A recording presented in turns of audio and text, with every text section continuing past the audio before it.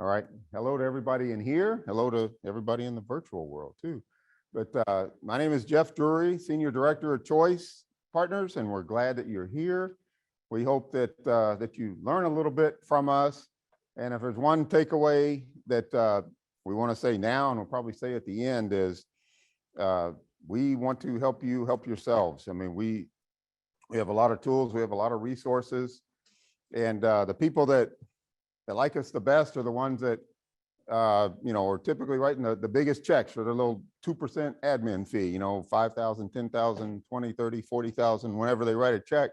The people we have the most problem with are the ones that don't use us or don't have understanding of how to use us. We're not everything for everybody, but if you're calling on governmental entities, chances are we can help you increase your sales and help transactions proceed a lot quicker with the people you're dealing with. And I know a lot of folks in the room. I see a lot of what I call older friends that we've known for back to 1984, Joe? Long time that have been with Choice, and a lot of newer guys that say, hey, it's our first time. We don't know necessarily what a co-op is. So we've got a mix, and probably the same with the virtual crowd also. So I'm going to get started on the slideshow. I'm going to try and, as what's normal with me is we start late and I get 15 minutes and they say that's way too much for me anyway, because it takes me 20 minutes to say hello. So I'm going to try and catch up a little bit, go through about 5 or 6 slides, and we'll have other people come up and talk and introduce themselves as we get into other parts of the presentation. So this is our crazy crew. We actually took a picture down here about an hour ago. This replaced one of our older pictures.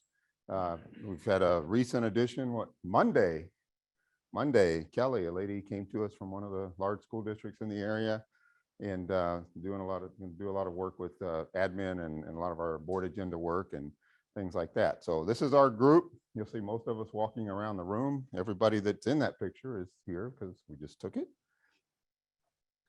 And this is a little bit about the agenda. We're a little behind, but I'll try and catch up and cover some of my stuff quickly, and we'll try and keep you on schedule and get out of here in time. We're going to start with the intro, then we have a couple of things we're going to kind of go through. Legal requirements. As a vendor, I've been on this side about 6 or 7 years, but 30 years I was in sales or management, and that's all I've done is sit in the seats that you guys are in. And you don't know or don't really care about all this legal stuff or whatever, but we're going to tell you about it because everybody's sitting on the other side of that desk. That's what they live and breathe by. They don't like orange jumpsuits. They don't like getting their hands slapped. They don't like problems. They want to use us as a tool to help them get their business done quicker. Stuff in the inbox, kind of shovel it from the inbox to the outbox. Purchasing is just like most other positions, or it's a volume position. The more paperwork you can process, the better things go. And so we'll talk about, I like one of the things someone added about kind of a layer cake about the checklist and some of the benefits and things like that. It'll be kind of neat to go through that. We'll talk a little bit about the food cafeteria. Growing your business, a lot of things that our marketing client engagement people can help you with, in addition to us. As one thing I'd like everyone in here to know before they leave, who's their contract manager? Go say hello, or just, if you have questions or whatever, feel free to ask any of us, but the contract manager is typically your first line of defense. So talk to the contract manager, just say hello, I'm with so-and-so, or if you don't know, ask one of us and we'll find it in 2 seconds who it is. How can we help you? And then the jock part is Stephen will cover that. He's got a tremendous amount of experience, not only on the school district facility side here and in another school district, but also understanding Choice Partners, a tremendous understanding of legal, what's good, what you can do, what you can't do, what's maintenance, what's operation, what's construction, how you won't, it doesn't fly with normal logic a lot of the times, the way the state defines things. And then we'll close. And I don't see lunch in there, but I guess we'll throw it in somewhere when it arrives, and we'll kind of figure it out. And probably virtually what we'll probably do is we'll take just a couple of minutes, like a bio break if you want, maybe 5 minutes or something. Will probably be a box lunch or something simple, and allow the in-person attendees to go grab it and then come back and pick right back up. So it's not going to be an extended sit down lunch or anything. All right. So a little bit about the contract. I already talked about it a little bit. I don't want to belabor the point too much, but everything that's listed up there, the school districts, the municipalities, cities, counties, all of those type entities are what we call our target market. You're all in sales. What's your target market? You know, if you're Joe selling paper, he probably might not want to sell to a, I don't know, a restaurant or something. They want to buy food, you know, and so, you know, what's your target market? You know, people like governments love to print a lot of stuff. They like to waste a lot of paper. So we're, you know, it's good market. But anyway, so the win-win-win. It's a win for the obviously number one, it's a win for everybody in the room. The vendor, you get a sale. We want to help you. We don't want to take. A lot of people, I've heard this a lot of times. I've already got their business. I don't need a co-op there. Well, a lot of times that you don't to get the business you already have, but people send, they want to renew something and they say, oh, well, I can't just automatically renew. I've got to put it out on the street. Or obviously the new business, a new solicitation, people are going to send an RFP out. Well, this is an alternative to having the entity that you're dealing with spend all that time and effort and everything on the RFP. We've done the RFP. We've done everything legal. We've done everything competitive, and they can use our contract instead of the RFP. Now there's a lot of kind of variations, whether it's construction or commodities, and we'll talk about some of that stuff later, but we help things go quicker.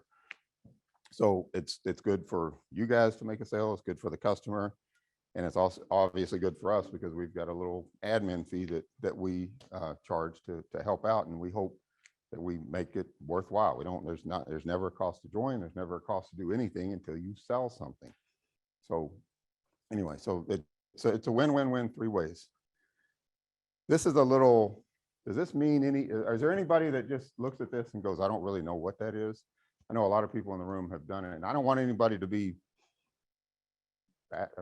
bashful. Oh, yeah, we got a lot of bashful people. Anyway, this is kind of, we call it our little triangle. Stephen will talk about it a little more again with the construction stuff. But there's three parts to every transaction that we have. We've got us as choice partners, or our Harris County Department of Ed as the cooperative itself, the lead agency that allows there's a contract. It's called an interlocal agreement that's executed by and between us as a governmental entity, the lead agency, and all of what we call our members. You guys call them customers: city, counties, states, universities, things like that, UT system, A&M, things like that. And so these guys use our contracts. And then you've got the vendor also. There's the PO that goes from the vendor to the member, where from the PO goes from the member to the vendor. When they send you the PO, we ask that you guys make sure that it has choice partners, contract number. You should know your contract number. It's a series of numbers and digits, about 7 digits long, and it's listed on the front of our website. It's listed in all of your paperwork. You've got your landing page that refers to those type things. The awarded contract is what you guys have done. That was our RFP. You guys have responded to that. So congratulations. We've got about, I don't know, maybe 600 or so vendors. We've got tens of thousands of registered suppliers. These are people that have said, yeah, I want to get on your contract.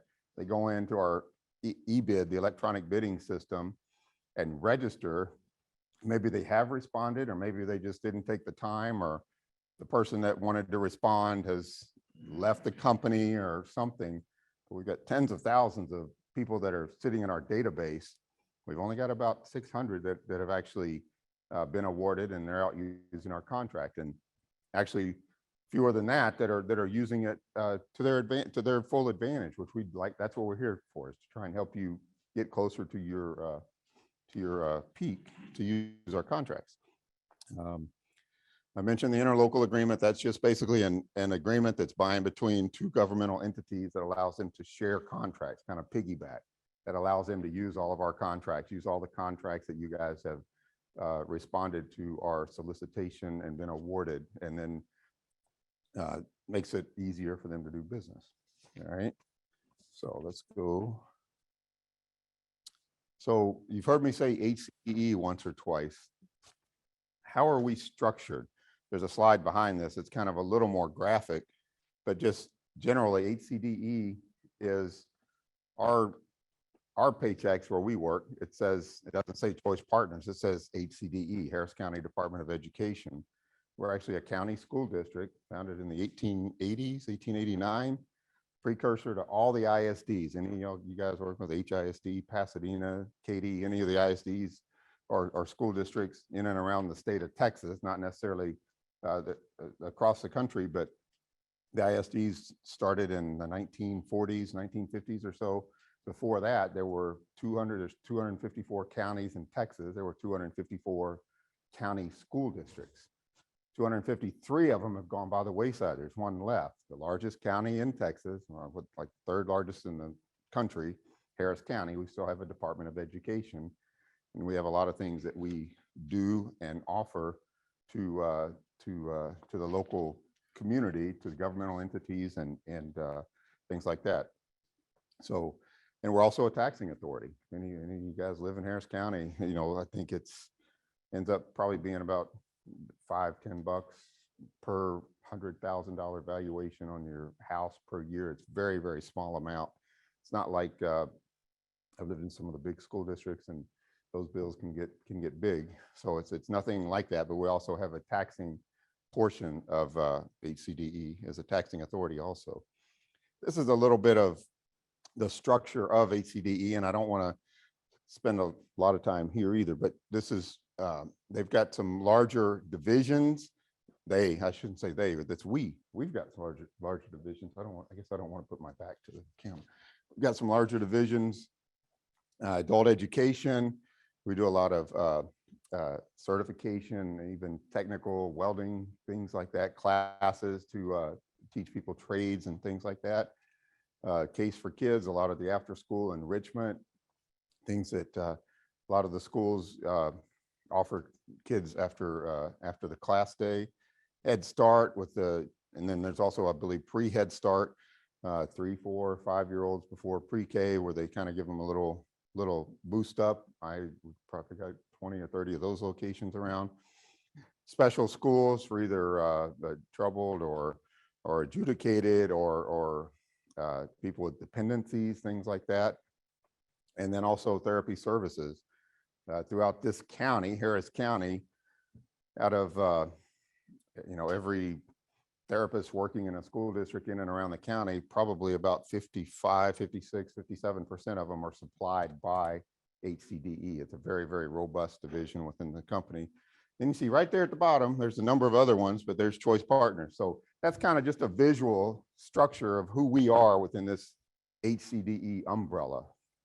And we promote, we talk about, we are Choice Partners. Now, obviously we are HCDE, but we're what we call an enterprise division. So there's nothing that's called for profit, but we're out there trying to make revenue versus bringing tax money in and spending it, or state grants or federal grants and things like that. So we operate a little different than a lot of divisions within school districts. Okay, now we're going to go to legal, and that's going to be Steve Gibson. He'll tell you real quick a little bit about himself, and he is going to keep you on schedule. What do I got, about 2 minutes? Something like that. Yeah, it's shooting at about 90 seconds now. Okay. All righty. How's everybody doing today? Awesome. I'm so glad to hear that. Last thing I want to do is start off with everybody in a bad mood. But let's get this thing on here and I will get you going. My name is Steve Gibson, as Jeff mentioned. Around here, I'm known as the guy who drops his glasses and runs with scissors. If there is a sub 40-degree body of water somewhere, I will find it and swim in it. I've been in public and private sector purchasing for about 20 years. So I'm fairly versed in it. And I spent 5 years with the San Jacinto River Authority, working construction purchasing, civil engineering purchasing. Now I'm mainly working with commodity and service contracts. So anyway, that's my background. But I do have a good understanding from the members, your customers' point of view, and what they want to hear. And I hope what I have to say is valuable and that I can kind of impart some of this. I am an anti-bureaucracy type of person. Every time our legislature meets, it's like, why do you guys do that? You guys just go and make stupid rules and they weed everybody up and they cause everybody problems. Now, that said, it is what it is, and we are all struggling to work with it. And we work with it on the legal side, on the local side, city rules, on the regional side, county rules, on the state side. We also work on the federal side, USDA. These are very challenging. So on the next slide is a collection, and it's probably actually a very small percentage of the laws and statutes that our contracts are good for. You know, why do they have all these? It's not to weed you up. It honestly isn't. That may be the effect of it, but that's not the reason they are there. The reason they are there is it all comes down to a really basic, simple. Your public entity customers need to know that the contract that they're buying off of has been competitively procured. And the reason of that is probably at some point in history, some city council member of, I don't know, Dallas, probably got a smoker or something and purchased it with public money and ended up in a jumpsuit. And now we've got all these laws that we have to follow because some people don't know. Some people are dishonest. Anyway, all of the people that you are selling to, they have some responsibility and accountability to this. So this is why they go. Do you need to know every single one of these? Probably not. You don't need to be an expert. When I say the language which they're speaking, it's basically going to get down to that basic. Is this contract competitively procured? Did they do their due diligence? Or are they just going to someone they know because they like them?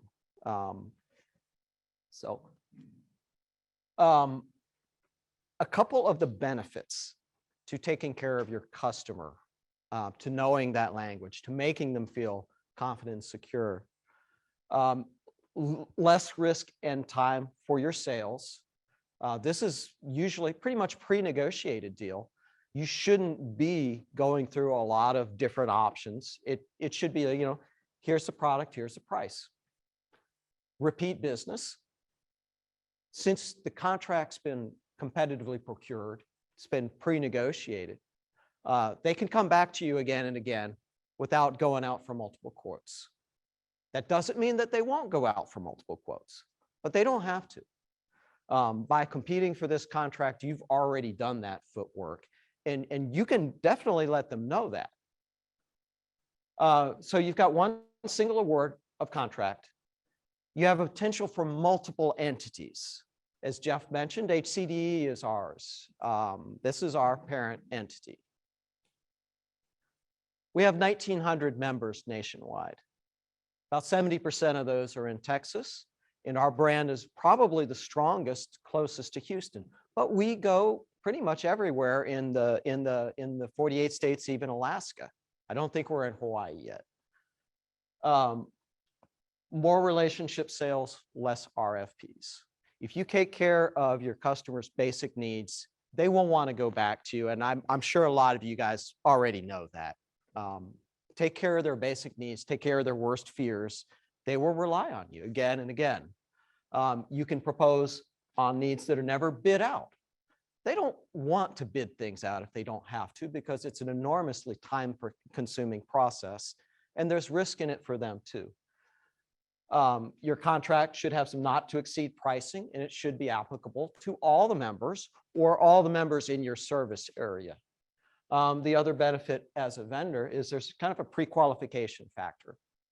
That can be very important as well. You're not, you know, Joe Blow who just came in off the scene like a roofing contractor who comes in after a hurricane. You were established. This slide, I pulled this from the NIGP website, the National Institute for Government Purchasing. This is why your government customers are using cooperative purchasing. The top three: lower prices, lower administrative cost, more favorable terms and conditions. So you think it's time consuming for you to sell something to a government entity. By the way, how many people think that's easy? It can be actually a lot. You know, they can ask a lot of things. They're going to want you to fill out vendor packets, all kinds of crazy forms, 1295s, different processes, more favorable terms and conditions. These are really basically the top three justifications for cooperative contracts and why your government customers are using them. From a practical standpoint, here's a few more. One, because it's a legal method of purchasing. Remember that term, method of purchasing. That's something that, you know, your government contractors, they want to make sure you understand that. It gets the project or purchase going immediately. Imagine if you have a water leak in your building. Imagine if there's a hurricane coming. Do you really want to, you know, start a really long, complicated procurement process to make sure you select the absolute best vendor at the best value? You probably want to get that going right away. So established pricing, as I mentioned it, flexibility and convenience. If you're a government entity, you could shift that procurement resources to more complex or needed areas. So you reduce your procurement cost and risk. Is it a risk to our government entity if they lose their preferred contractor because they have to bid it out? Is that a risk to them? Yeah, it most definitely is. Now you've got to onboard somebody new. You got to get them up to speed on everything. You got to deal with the mistakes that they're going to make. Working with established vendors. Okay. So I put together this slide as kind of a way. I want you to remember that in a government entity, you're going to have different stakeholders, and some are going to be really knowledgeable about purchasing and government requirements. And some are going to be really down to earth, and it's like, I just need my stuff, man. Get me my stuff. I need it tomorrow. You know, how do you use the choice contract and sell to both of those two very, very different stakeholders? I kind of put together this as just a way that y'all can keep kind of in mind. Think of a layer cake. You know, so your first layer, you know, help the customer. Always want to do that. You can never fail to build a relationship by helping the customer.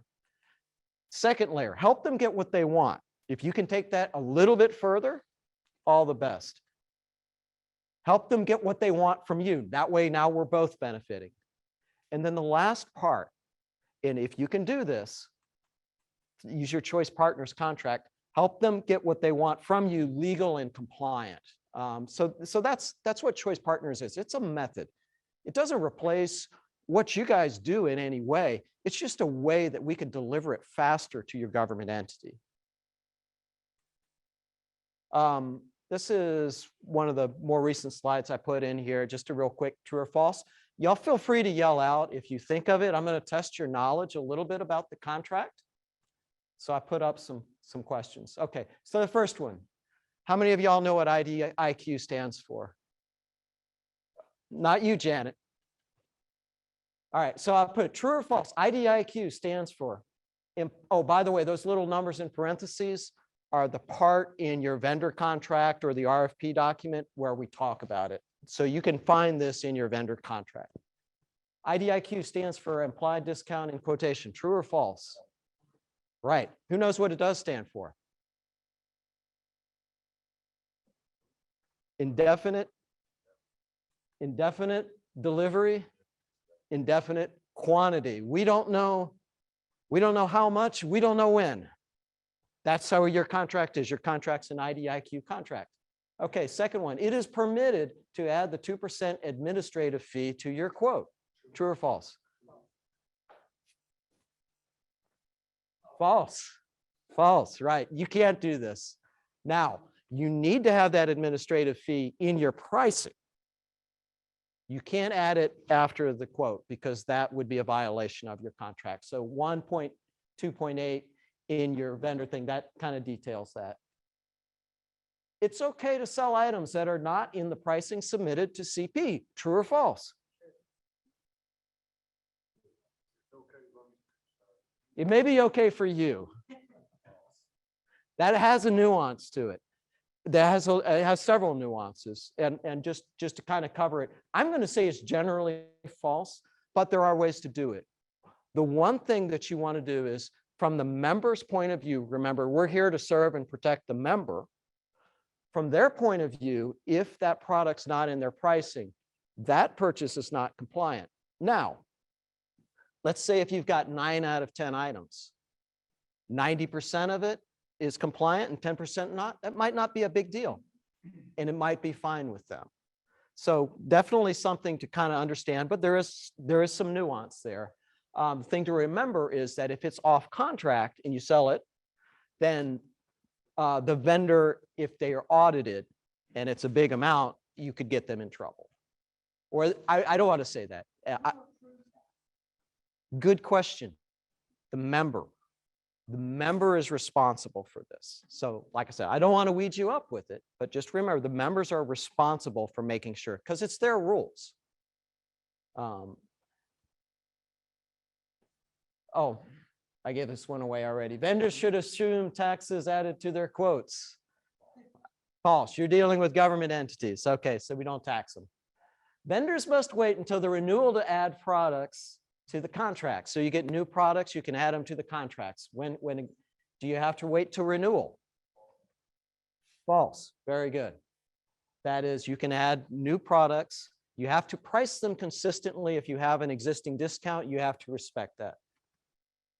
All right, vendors can change pricing at any time.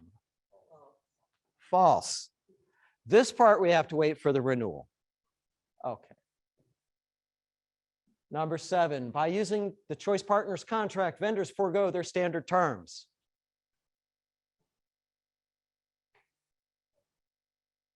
False. Okay.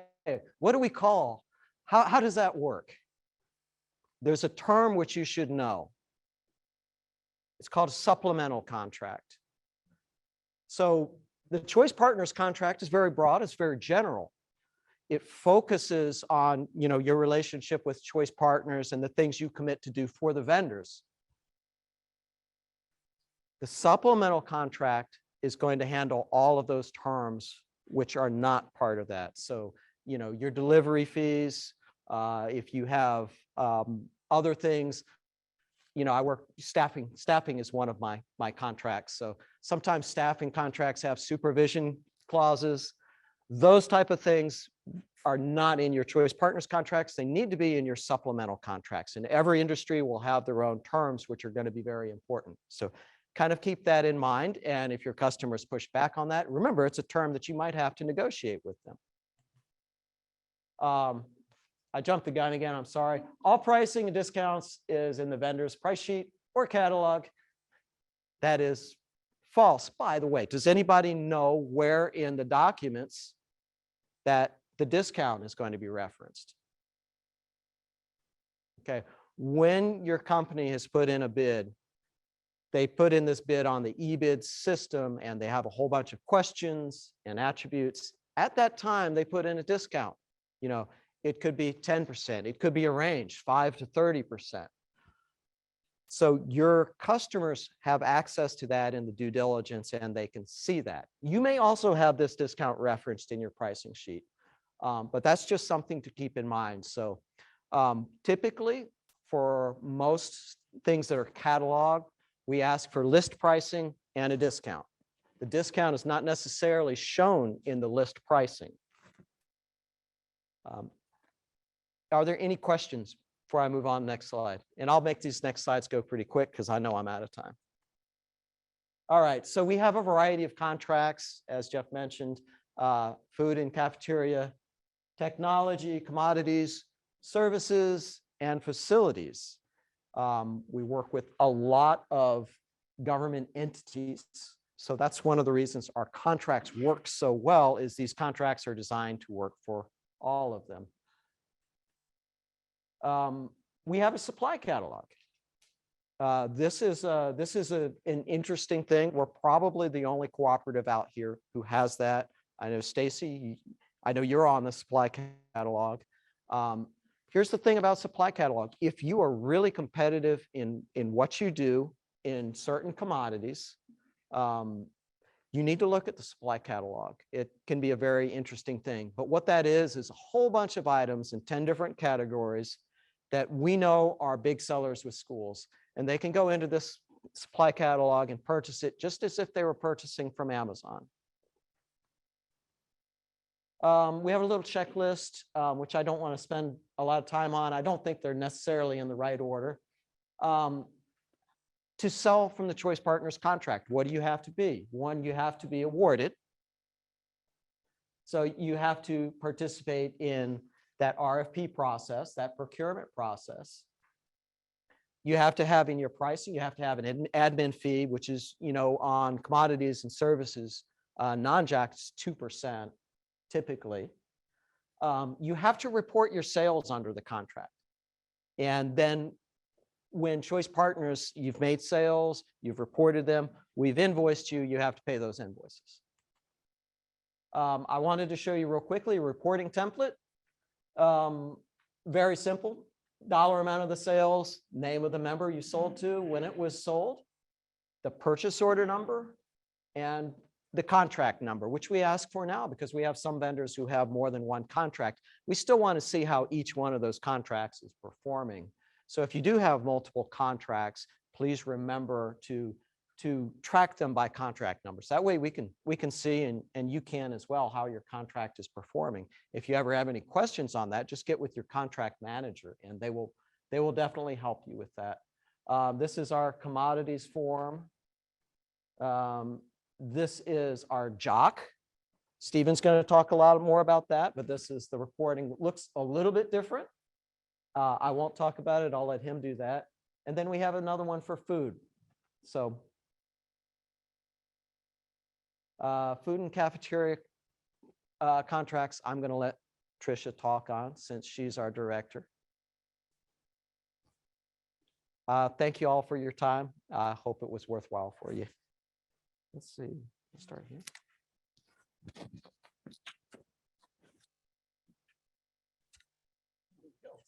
Okay, I'm going to be really fast since there's only a couple of food contract vendors here. My name is Tricia Prestigiacomo. I will not ask you to say my last name because it's really long and nobody can pronounce it. Nobody can spell it. I have been here going on 9 years. I was at Cy-Fair ISD before for about 5 years as the buyer for food service. And then before that, I was here again. We used to only have the food co-op. There was no other Choice Partners, and it was called the Gulf Coast Food Co-op. So any of y'all that are way back then, I was here back then. So anyways, real quick, this is all the contracts that we cover for food, anything having to do with food, cafeterias. That's us. There's myself and I have 3 other employees. We handle all the food contracts. Our stuff is a little bit different than kind of some of the things that Steve talked about earlier. And that is because we follow USDA and TDA, Texas Department of Agriculture guidelines, which is crazy. But we follow those guidelines. Most of our contracts are line item bids. We don't do a percentage off contracts, except for our equipment small wares bid, which there's no other way to do that one. If you have any questions, contact one of us. I also wanted to say, and I don't think it was brought up earlier, every year we do a vendor and a food show in the fall, and it is scheduled again. I scheduled it like 6 months ago. It is October 13th is the food show. So it's food, cafeteria contracts. That's where we invite all the food service directors or staff and select students. It's at the Humble Civic Center. And then the next day, the 14th, which is Friday, is the vendor show, which the most of you will attend that one. If your supplies, what you sell, kind of cross over from food to the other one, like we have some chemical companies that can do both, you're more than welcome to attend both of the shows. We won't work on invitations until like this summer, so just mark your calendar. But anyways, like I said, it was great seeing y'all. Y'all are kind of quiet compared to last time, but if you have any questions, let one of us know. Thank you for coming. And this is Janet. Good morning, everybody. And yes, you can wake up now for me. Thank you so much. I'm left-handed, not right-handed, so I'm going to be doing dual stuff. Y'all help me if I get it backwards, okay? But let's see. What I want to do is work with you today on growing your business. I work in the client, well, it's marketing and client engagement division, but we're in support of Choice Partners. So we do a lot of their marketing. And where I started with Choice in 2013, I was a field rep. So I actually went around and met with all the members as often as we could, and then helped do what we call road shows, where we would have vendors and members come together, and we do a training on the members on how to use their contract, how to use the website. And then we'd have opportunities for you as vendors to meet with them. We do have one of those coming up again this year in May. It'll be up north in Grapevine, and that's north to me, sorry y'all, but we're here in Houston, so that's up north. So there's options for you to participate, and I'll show you in a few minutes some of this need to participate in exhibits at conferences. It's part of your contract, and this is what I'm here to help you do as marketing. So what do we say is like, where do you begin? Jeff alluded to some of it when he was up here introducing you and talking to you about it. But we all know as sales reps, and I have a sales background, the best place to start is a known quantity, right? Who are your current customers? So you don't want to say, oh, you're here, I can't do this, now I've got this contract. Well, let's stop and think about it. The people that can be members of Choice Partners must be governmental entities or nonprofits. So if you have any customer that falls into either of those two categories and you want to work with them using your Choice contract, this is a great opportunity to enhance your existing relationship and say, I have been selling to you now, but I've got a new tool. It's got specific pricing. We can still do sales, but I want to do this to make it easier for you. It eliminates the bids. So you start educating your sales reps. If they're not here today, then you take what you learned today back to them. You can get a copy of the PowerPoint if you want. It's going to be posted online on the website. It's all there for you behind your vendor login. And that's a way you can do training back at your own business office if they couldn't all make it here. And you want your sales reps to be, have all this, I don't want to call it an arsenal because we don't go out there and attack, but fill their tool belt with all the tools that are going to help them utilize this contract that you've been awarded. The next thing is members versus non-members.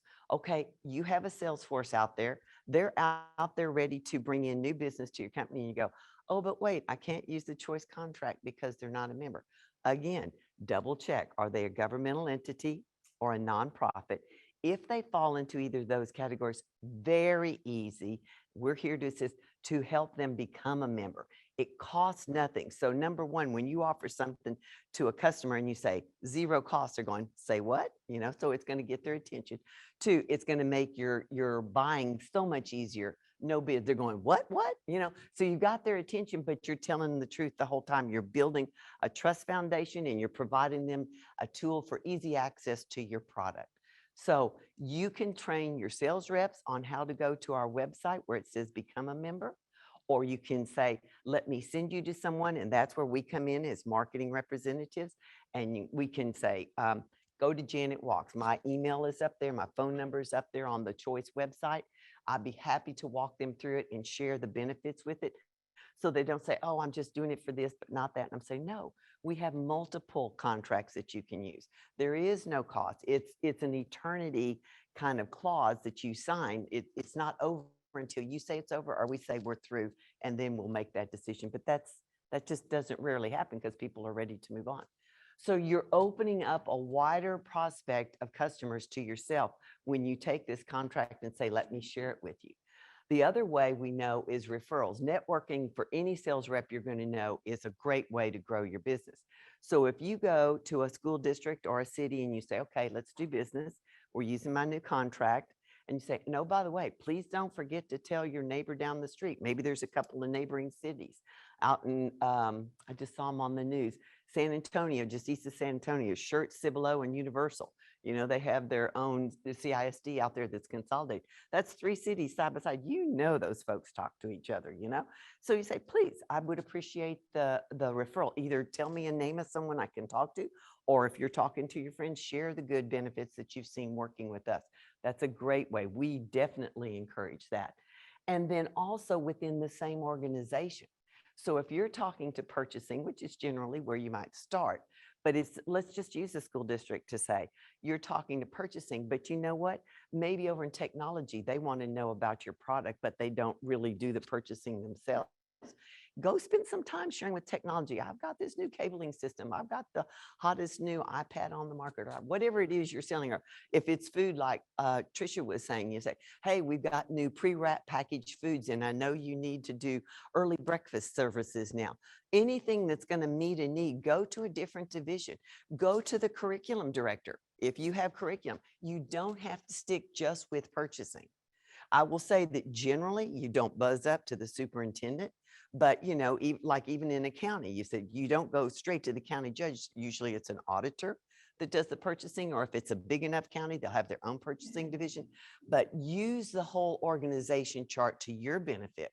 You don't have to do tunnel vision to one to be able to increase your work throughout, or increase your exposure and your contract to the whole organization. And the last one I like to share for everybody that's here, get to know each other during lunch, talk to each other. Yes, it is possible for choice partner awarded vendors to collaborate with each other. If you have somebody who's selling copiers and you have somebody who's selling paper, sounds like a match to me. And maybe you can go in together and talk to them. Or if you go separately, you can say, I'm selling you this copier, but I want you to be aware, Choice also has paper contract that might be to your benefit. Check it out. So it's all you're doing is helping each other. It's networking. You're not representing anything that isn't already existing, because if they're awarded, and again, you heard me say that word, an awarded vendor.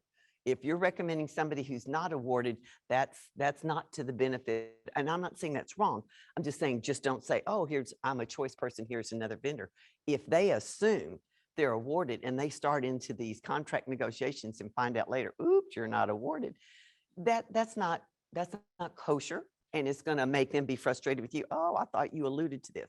You know what I'm saying? But it is a great way to come together and help each other grow. So another thing I want to show you is what you need to get familiar with is our website for you. Within the Choice website, we have a front side that we call this universal. Anybody can Google it. We are a national co-op. So you're going to have national exposure. But within that, behind a login ID, we have a whole section that's just for vendors. Okay. We also have a whole section that's just for members. I'm going to give you a brief overview, just so you'll know what our members are using. They're your customers. You want to see what they see. Right now, we're talking about you. This login right now is specific to the login that was created when your entity responded to an RFP, okay? You don't need to create a new one. Now, you, the person sitting here today, might not have been the person that responded to the RFP. It could have been the estimator. It could have been somebody in administration.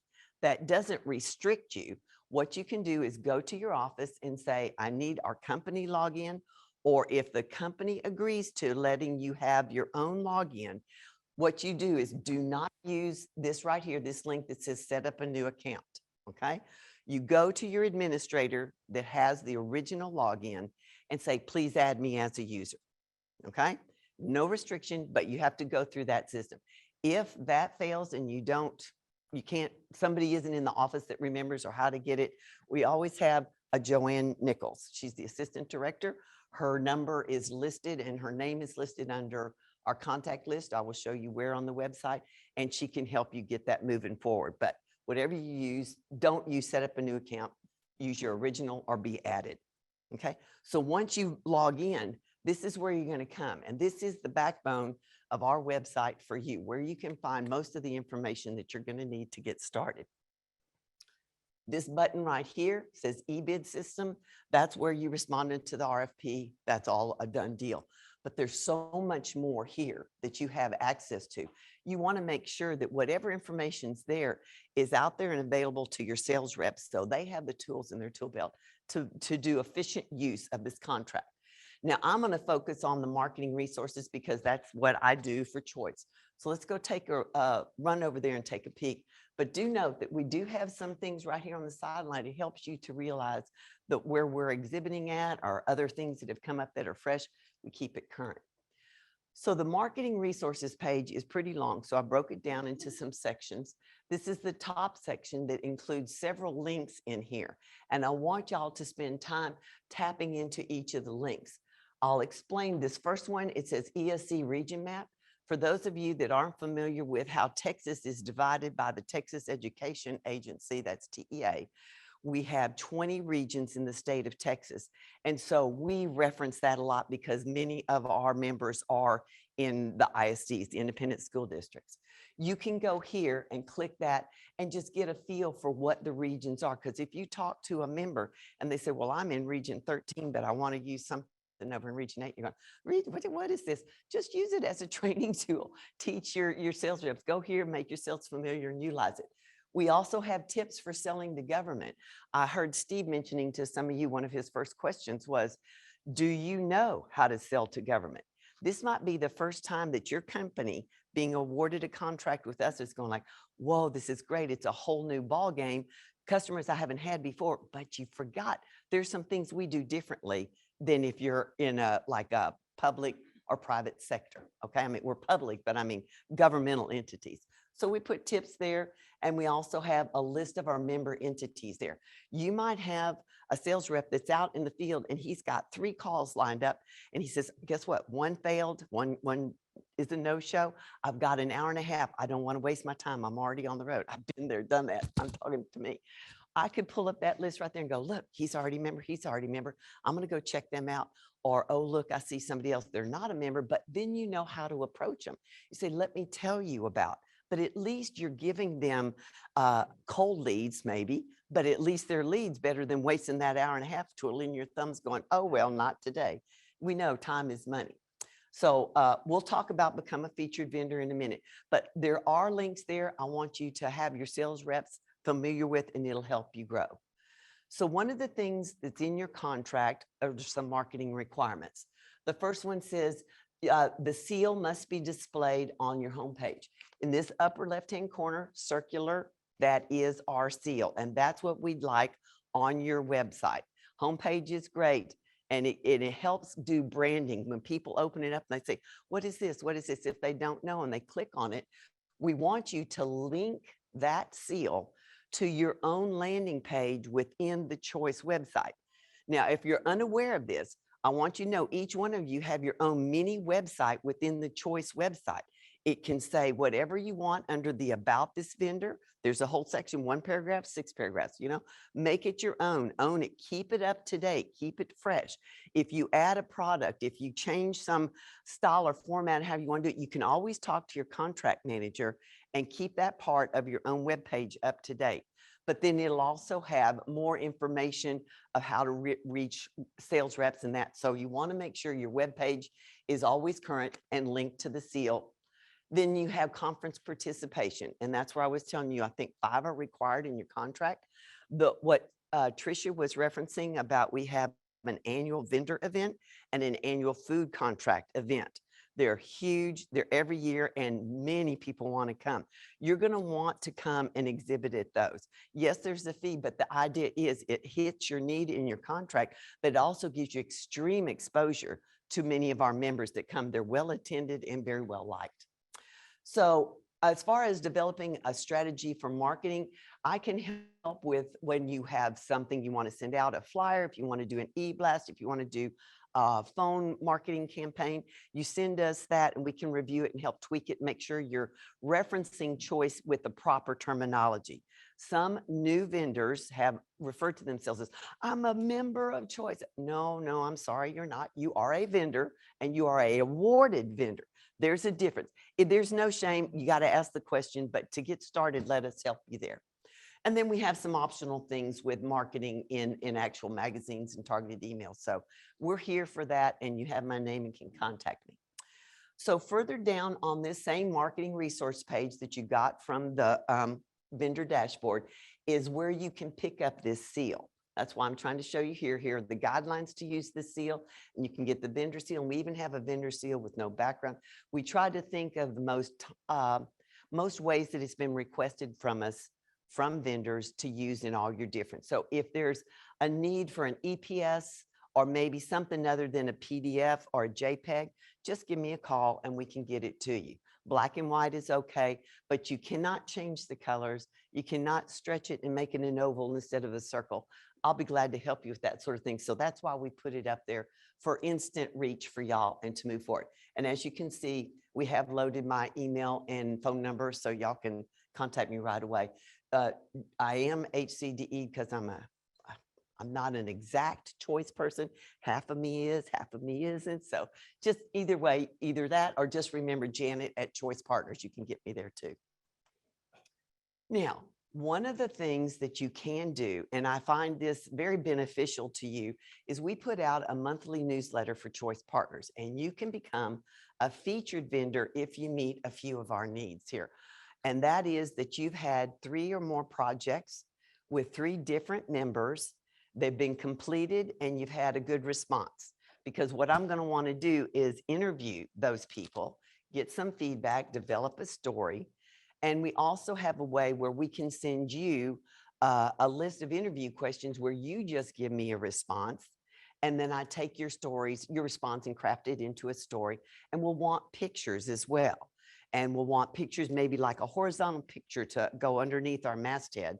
And that's big in that. We did one for a food company called Labatt. And they just gave me a picture of their big orange truck. And it was like truck coming at you in the front page of the newsletter. It is a digital newsletter. We do print it occasionally to take to some of our conferences. But I'm going to tell you the impact of that being there got everybody's attention. I mean, it's like when you're watching a commercial in 3D and it's coming at you. You read that and you go, oh, what is this? And then you go, well, why not me? I'll tell you why not me. If you don't complete those projects and then reach out to your contract manager, nobody knows that you want to be a featured vendor. So we need you to work with us. So one of your pieces of homework, and yes, I'll assign a few. One is to, before you leave today, make sure you know who your contract manager is, get their name, meet them in person if you can, and get that relationship going. And then when you start having these closed projects under your belt, they've been paid and they've been satisfied for the customer, then start lining them up and go, me next, I want to be. We have 12 months out of the year that we run the newsletter, 11 to 12. So just keep that in mind. It's great. And then we can let the vendor review it, or we just review it and say, this is what's going to run. It's a wonderful way to be there. We've had quite a few vendors who have said they've gotten response from having that article written. Now, there's another way we can help you with marketing, and that is if you want to do your own e-blast, phone campaign, maybe a snail mail campaign, maybe you want to do a flyer handout, maybe you got your own conference coming up. I know some people, Butler does that. They have their own open house. A few other people do things like that.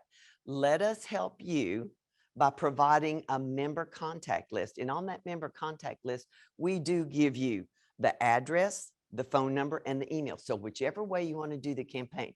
However, we can't just hand it over unless there's a few things that are done. And you must display that seal on your website, and it must link back to your landing page.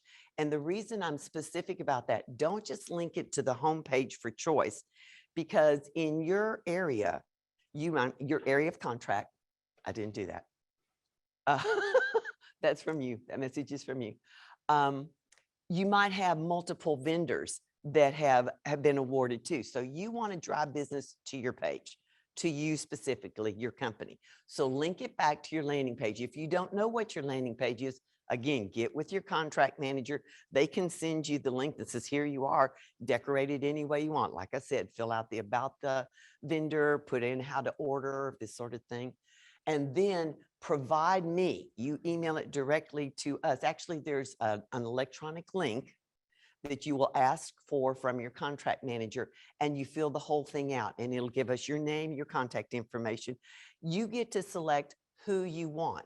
If you're awarded a contract for Texas only and not nationally, then you're going to want to mark on there, I only want Texas contacts. And then within that, you can tell me what roles you want. Do you just want purchasing? Do you want purchasing in technology?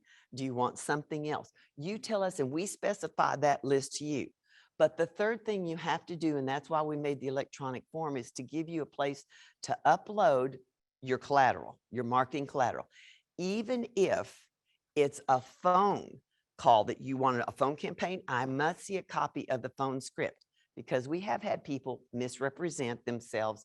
Again, either calling themselves a member or say, I'm an approved vendor.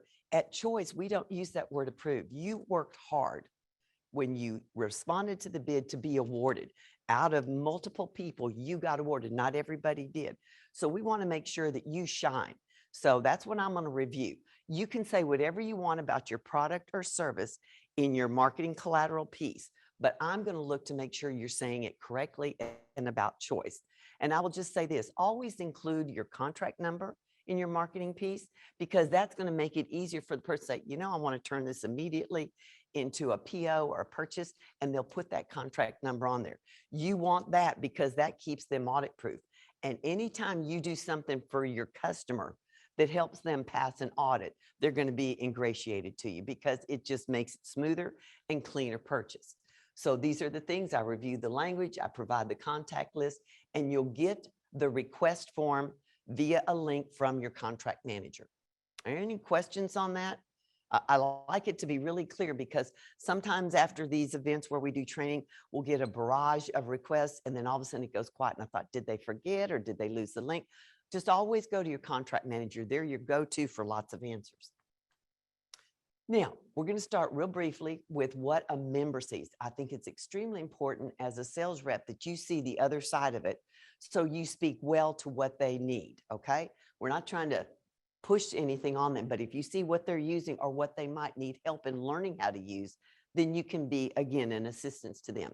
They have the same kind of login with the username and password that they create. If they don't have one, they can use set up a new account. Members can always use set up a new account, but only if they're already a member. So if you go to a prospective customer and they say, oh, I'm really interested in this, I'm going to set up a new account, and then they complain, I can't get in. Well, your entity within Texas must submit an interlocal agreement first. So once we get that done, then they're able to set up. So a login is only for entities that have already been approved members, okay?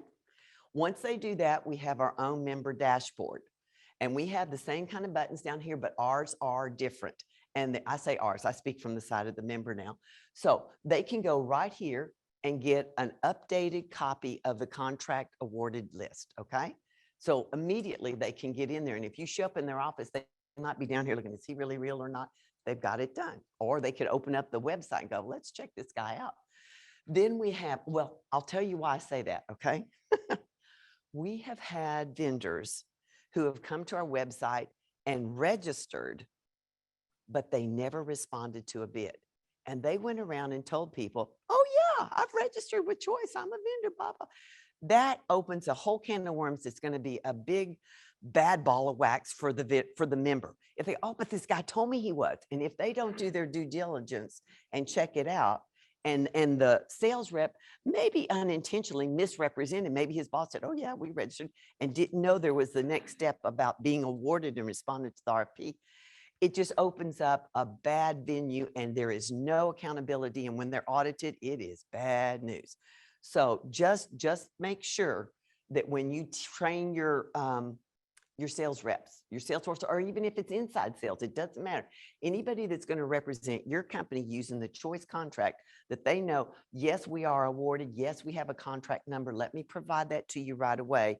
And you want to make sure that your sales reps, when they provide a quote, whether it's from the estimator or the sales rep, whether it's a purchase through a credit card or through a PO, use your contract number. And if you want to be double insured, say Choice Partners contract number. That way, when they are audited, they're clear. So they can go here to the current vendor list, and this will give them an electronic listing of this list right here. But what this does is it lets them go directly to the landing page, your individual landing page. Yes, ma'am.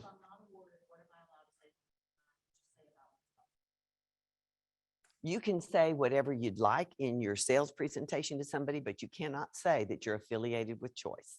You can't bring our name up because you're not. Just because you registered, it could take another year, year and a half, sometimes two, before the RFP for your specific product or service is available.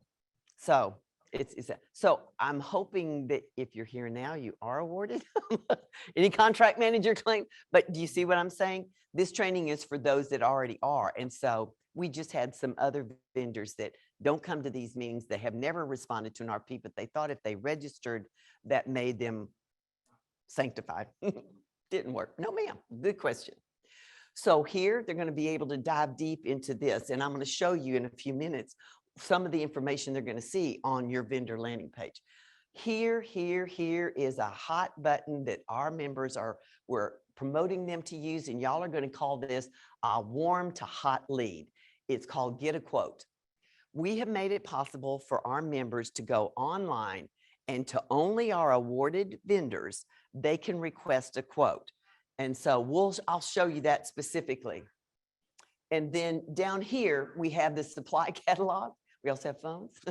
We have a supply catalog that Steve showed you a little bit about. It's over 1,100 hard bid line items. They're awarded for 2 years.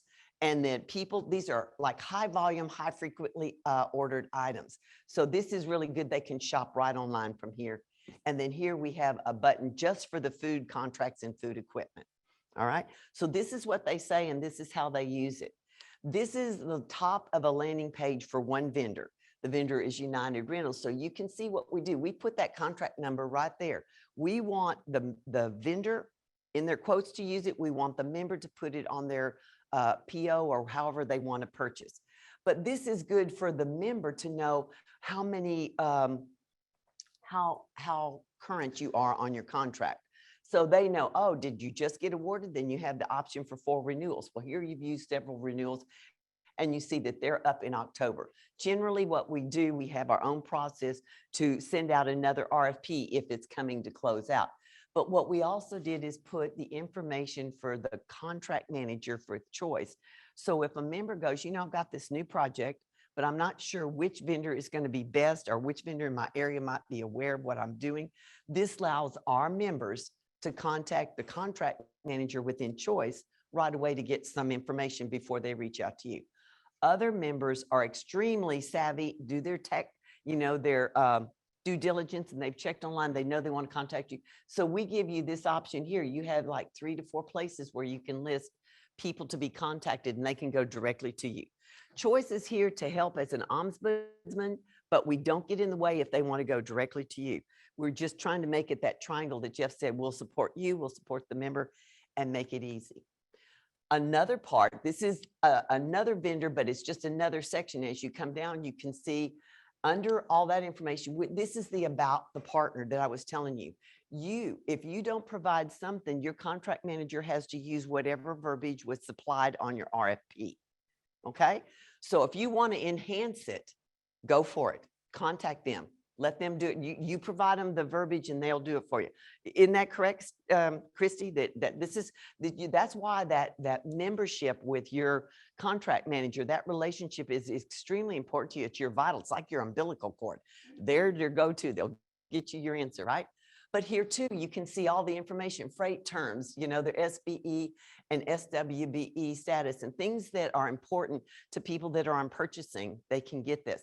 And the due diligence. Now on the due diligence, let me do this real quick.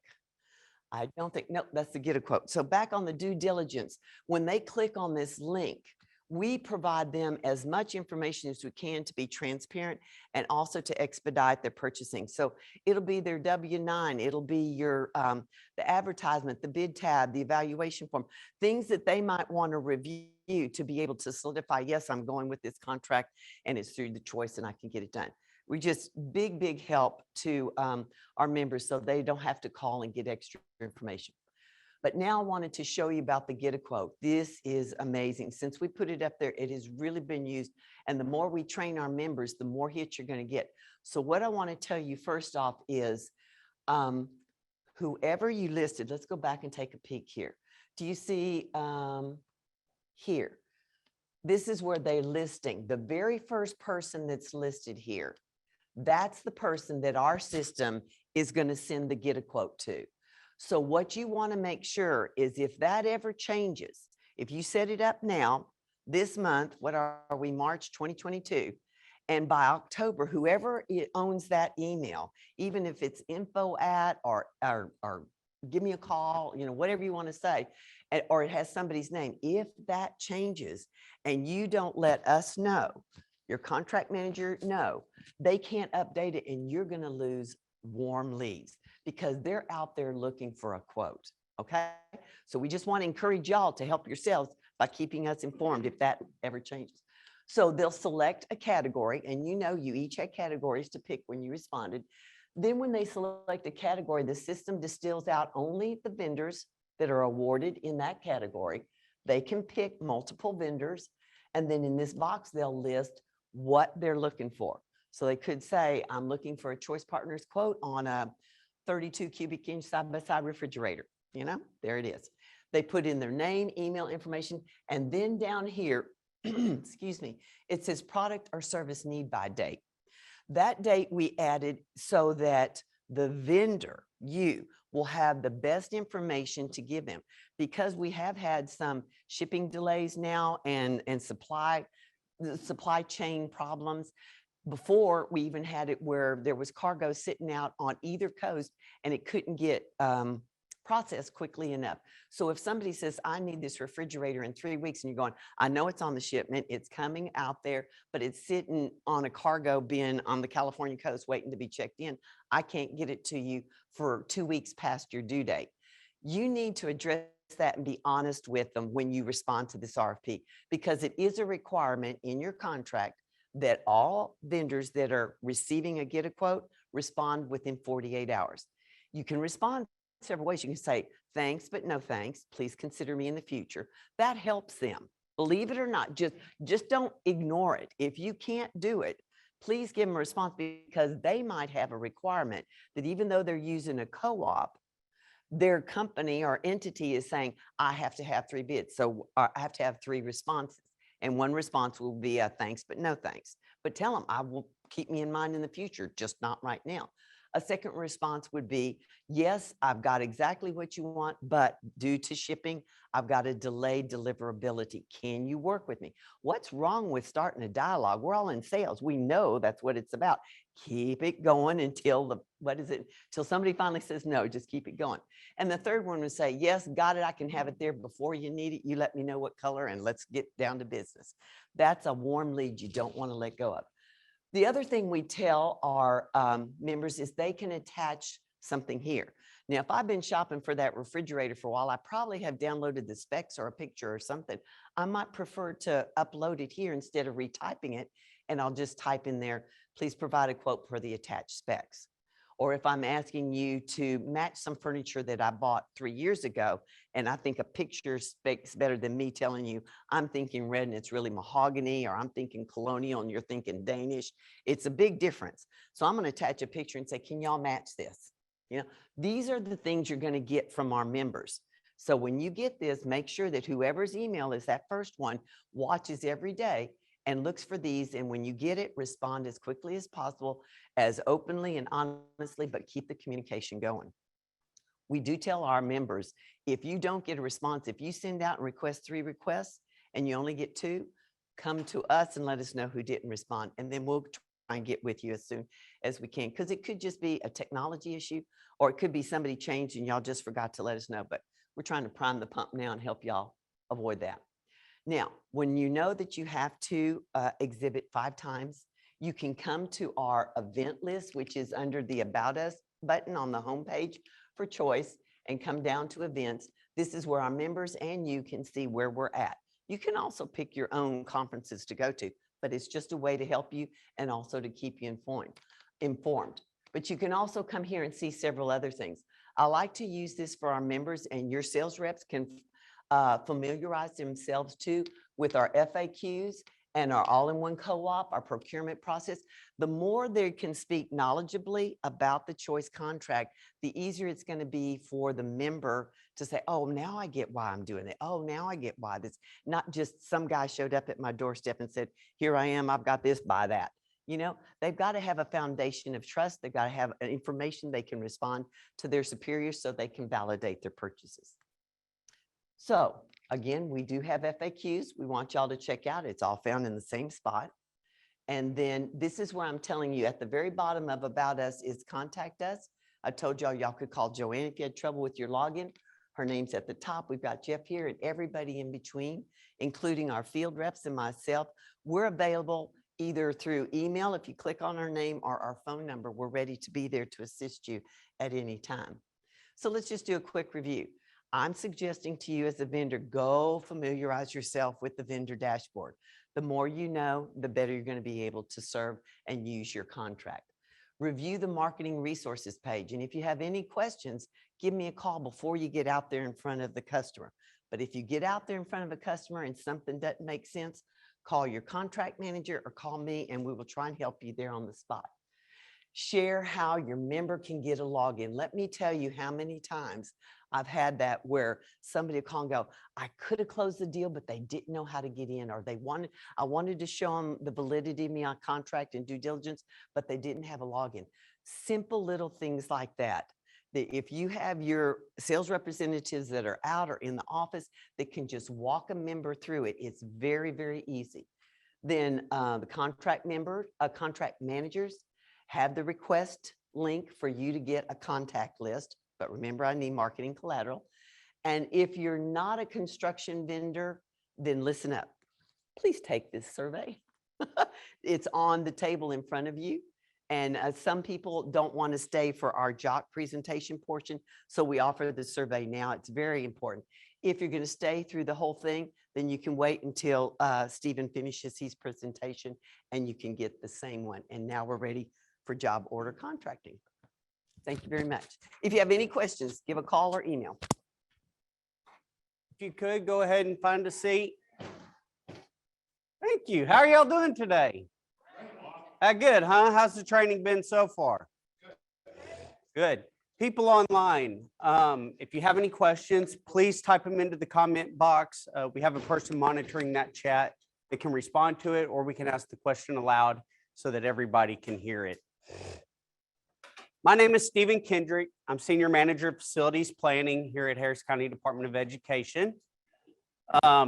Just so you kind of understand, I started out in construction. I worked for a general contractor. I was an electrician. I did that all the way through high school and college, which was about 9 years. And then I went to work for a school district in the maintenance operations construction department. I did that for 6 years. Choice Partners recruited me. I stayed there about 3 years before I promoted up into my position now. So I have had the privilege of sitting in all three players' seats. I have been the general contractor, I have been the facility manager, and I have also been the purchasing person, right? That's kind of the three things that make all this work. Well, now it's not going to work for me. Maybe. There we go. So a couple things I'm going to cover today.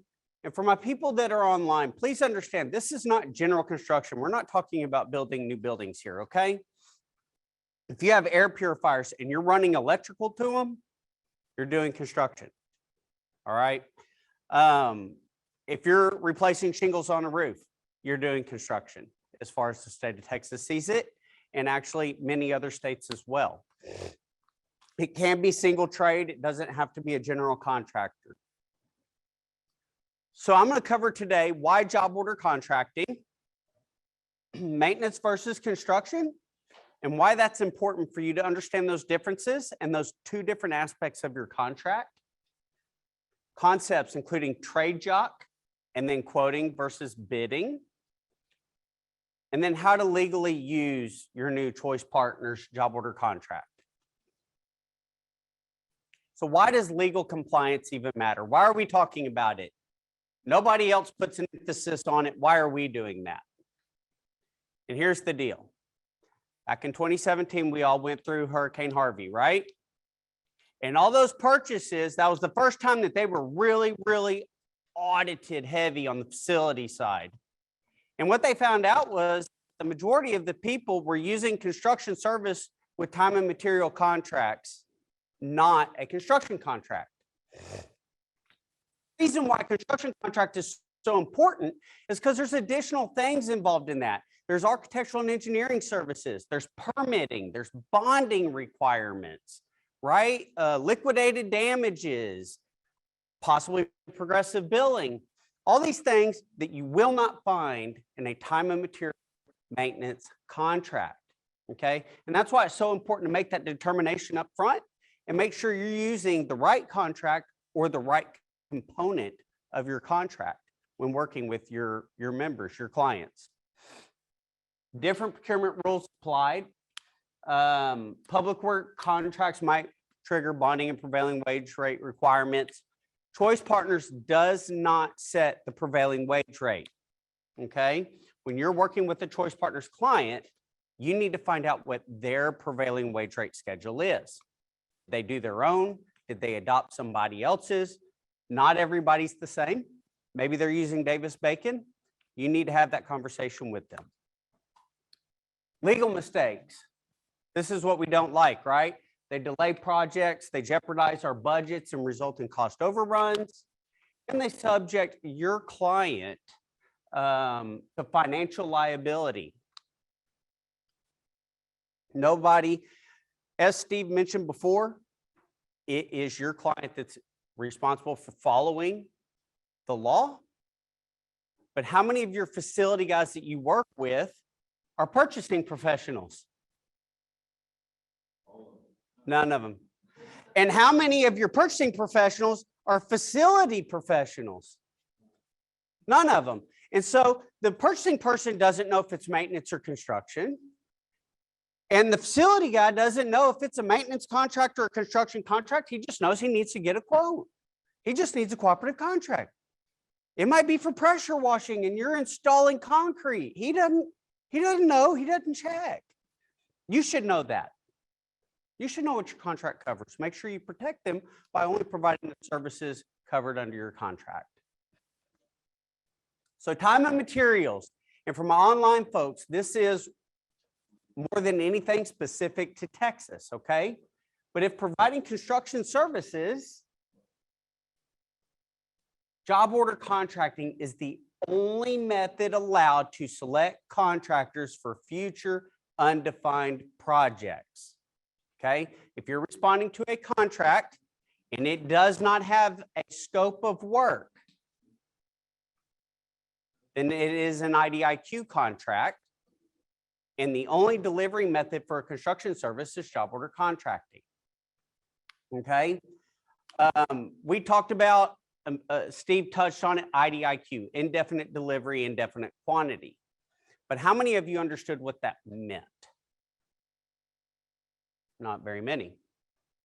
What it means is that Choice Partners did a contract today for future undefined projects tomorrow, next week, next month, next year, 4 years down the road. We don't know how many projects are going to come up. We don't know which governmental entities are going to use them, and we do not know when they need it. But we know they're going to need it. And when they need it now. They don't need to do a 3 to 6 month bid, right? That's IDIQ. It's the contract delivery vehicle that allows us to procure this without knowing our scope of work.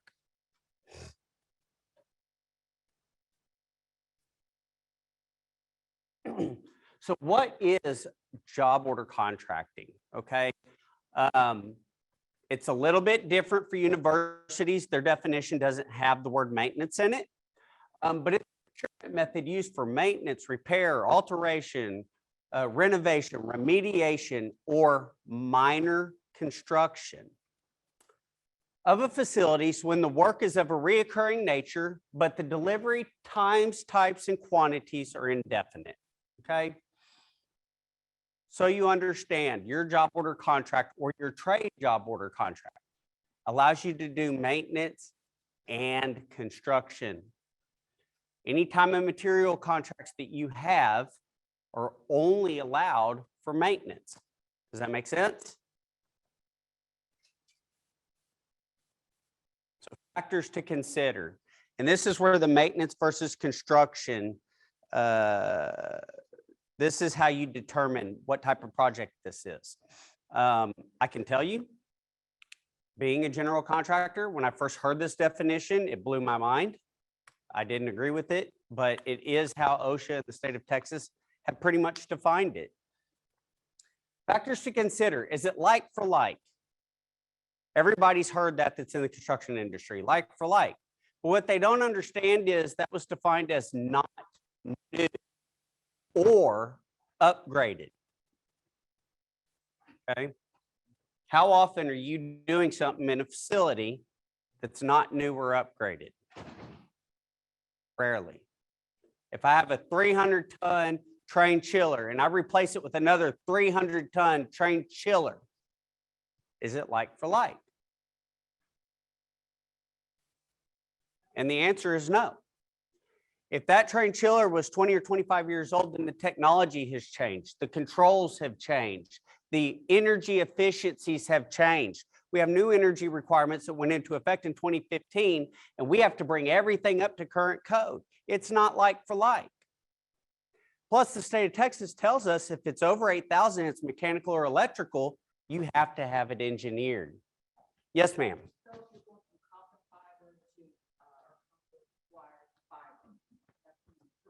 Yes, ma'am, it is. It's new and upgraded. The question was, is if you went from copper wire to fiber for telecommunications, is that new and improved? And the answer is yes, it is, right? We're trying to increase our bandwidth. We're trying to increase our speeds, and that is an upgrade. Falls under job order contracting, any of the cabling and pulling of it. Now, the services you provide through it, the monthly fees or anything associated with that, that doesn't have to be procured through JOC, but the actual installation of the infrastructure does.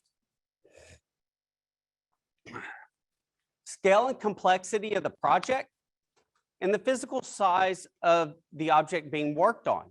And this actually got brought up because somebody was painting an overpass, a bridge. They said, well, we're just painting it, we're maintaining it. It's like for like, it's same color, same paint. It's not upgraded. It's not construction. They lost because of the scale and complexity and the physical size. There's all kinds of fall arrest equipment that needed to be used. They needed to make sure that they weren't putting overspray on all the surrounding companies and vehicles in the area. The scope and complexity and physical size was large enough that it threw it into construction, even though they were just maintaining the paint. Okay, another example is a roof. If I have a 10 by 10 shed and I'm using it to store lawn equipment in and half the shingles go off and I replace half those shingles with the exact same shingle, I could probably get away with like for like. But you take that exact same scenario and apply it to a 500,000 square foot high school that now has roof penetrations and curbs that have to be mopped in. And not to mention it's over 20,000, so you're supposed to get it engineered. That scope and complexity has just compounded. It now falls under construction. We're talking about the exact same thing, half a roof. But the scope and complexity.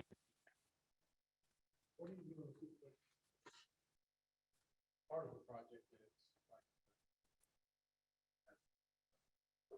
So the question was, what do you do if part of the project is like for like and kind of falls under maintenance?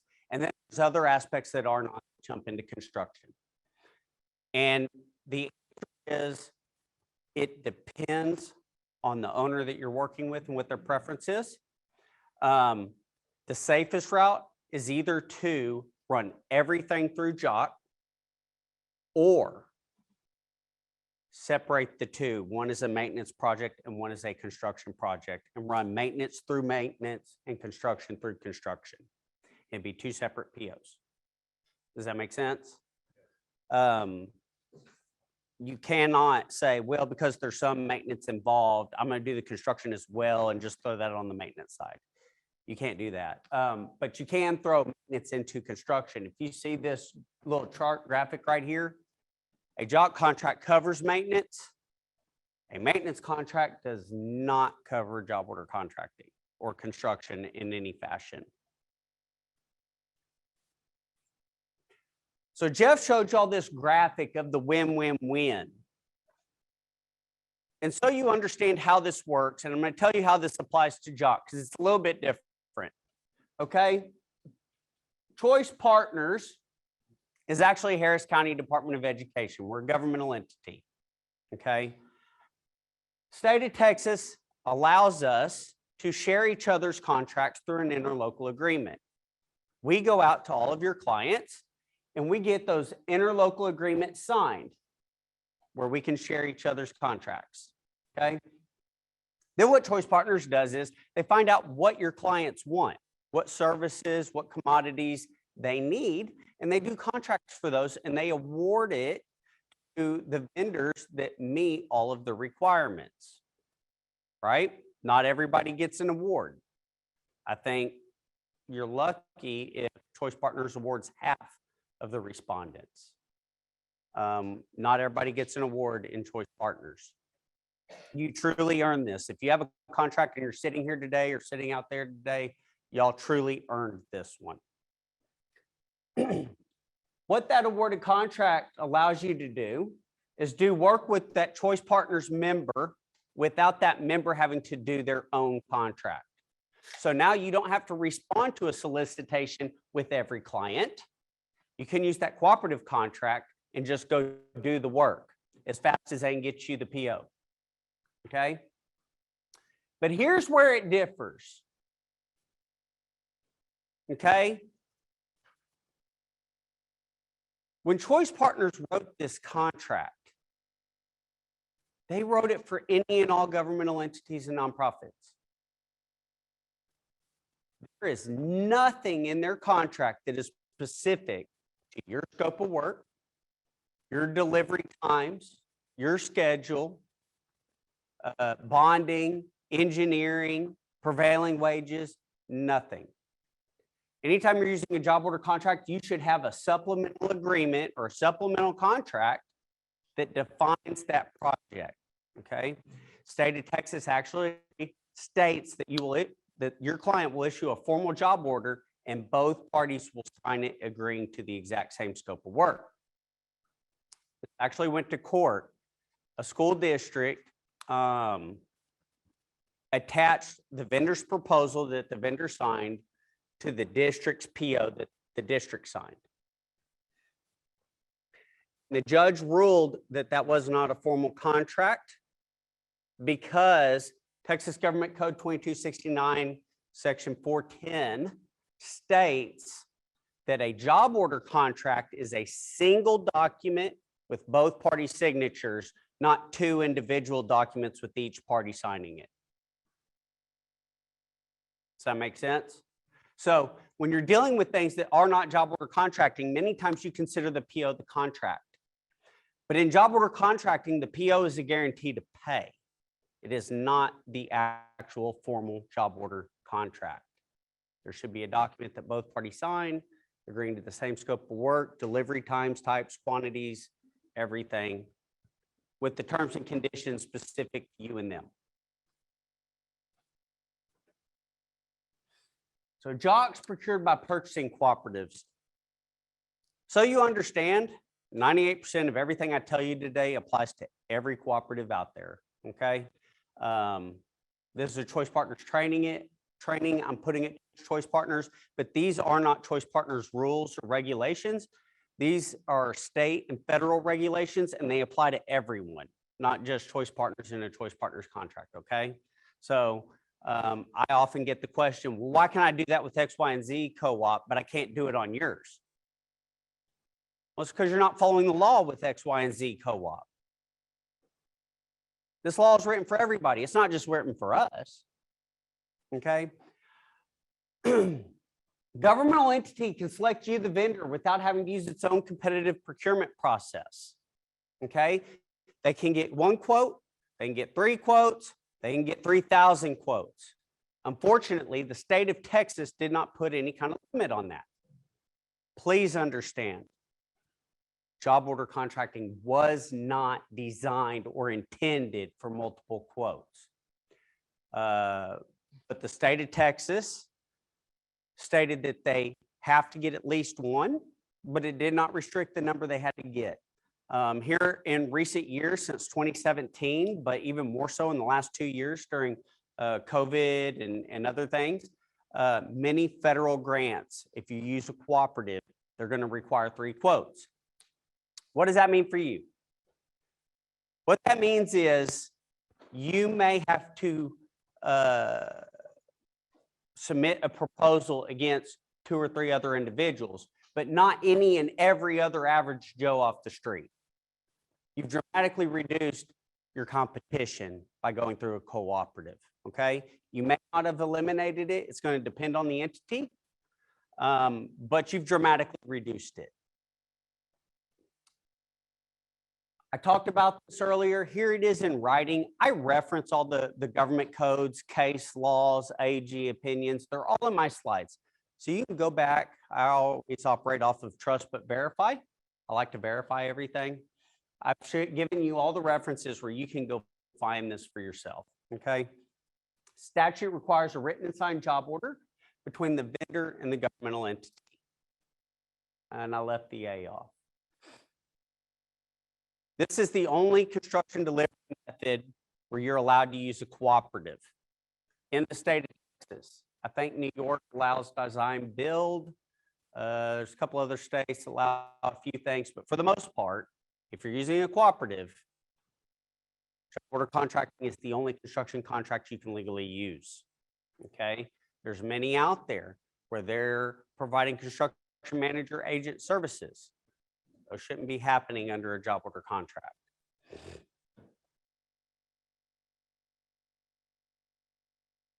So what is a JOC IDIQ estimate? And for my true jocks, you're going to understand this and know this. But for my trades that are out there, whether you're roofing, mechanical, electrical, plumbing, HVAC filtration, whatever the case may be, okay, this is all going to sound Greek to you. It's probably going to be overwhelming. And so what I'm going to tell you here is 2 things. One is that we do offer training. We will teach you how to create this estimate if you do not know. Okay, there's no cost to you for this. Okay, it's a part of our partnership and our relationship. Second thing is, Choice Partners has a contract compliance specialist. If you're not sure how to do it, or you think you did it right, but you want to make sure before you give it to your client, you can send it to her and she will go through it and let you know of anything that may be missing or needs to be added before you submit that proposal on. That request goes both ways. So your client can also send it to Choice Partners, and Choice Partners will review the proposal for contract compliance. Okay, what does that mean? That means we're not going to get into the scope of work. We're not going to get into quantities. That's between you and them. We will make sure that you follow all the terms and conditions of our contract. So did you use a unit price book, or did you use time and material? Did you use the coefficient you bid? Did you apply the city cost index and localize your pricing as the contract requires? Did you use any items out of Division 1 that were not allowed in the contract? I'll go over what Division 1 is in more depth later in the presentation. That's basically all your overhead items.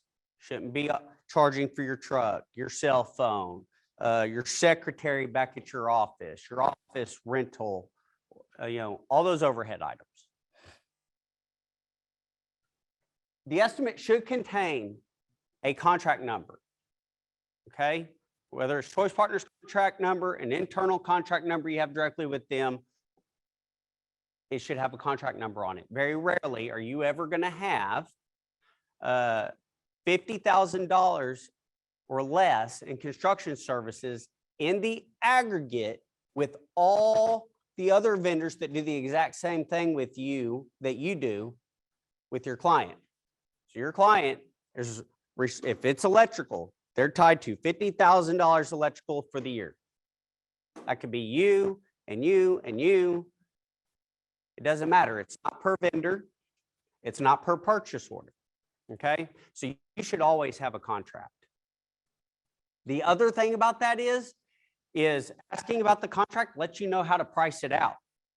Okay, how often do they say, hey man, I need a quote, and you go out there and give them a quote, they submit to purchasing, purchasing says, are they on a co-op?